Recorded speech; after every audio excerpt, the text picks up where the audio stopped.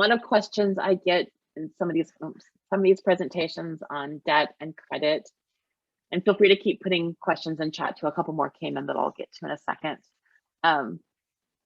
Debt questions that relate to credit. A lot of times I get people who think that debt settlement is a great idea, and most of the time debt settlement, what that does to your credit score is it ruins it. So if you sign up with a debt settlement program, that is worse on your credit than bankruptcy. You can actually buy a house quicker after bankruptcy than you can after debt settlement. So when I'm talking about educating on credit and using all these tools, what I mean is making sure that you know all of the tools that are available and all of the pros and cons. Because most of the programs out there that are talking about debt settlement and debt consolidation, they're not telling you the downsides. They're only telling you, oh, we'll take care of it. And I could do a whole topic on debt settlement and debt consolidation and how people's lives are ruined from those.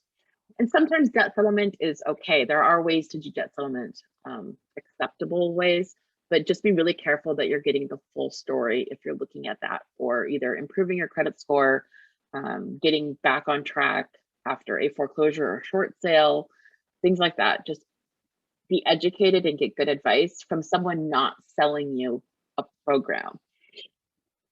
And the other thing with debt these days, and I always hit on no matter if I'm talking to high school, college, or senior citizens, is student loans.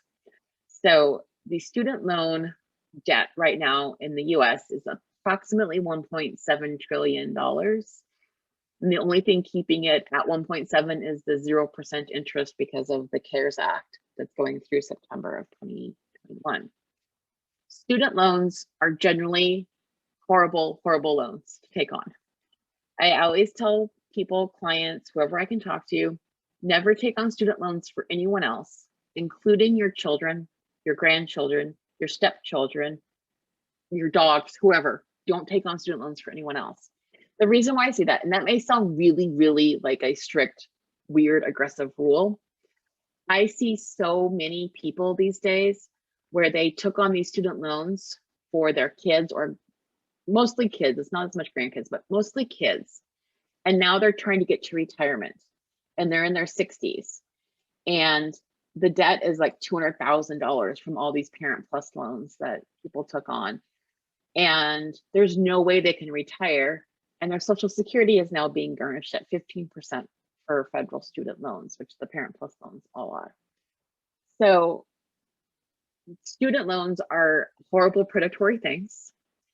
I know there's a lot of discussion right now. We're recording this in May of 2021. There's a lot of discussion about what's going to happen in student loans, if they're going to be forgiven. Likely they will not all be forgiven. There may be some kind of forgiveness that happens, but it doesn't matter, because even if the student loans get forgiven, if the cost of education doesn't get fixed, it's not going to, like, the student loans are just going to get run up again. So be very, very careful with student loans. Give good advice before signing on student loans. Don't let your kids sign on for student loans that they can't afford when they graduate. Talk to people to figure out how to qualify for education without needing to take on $50,000 a year of student loans.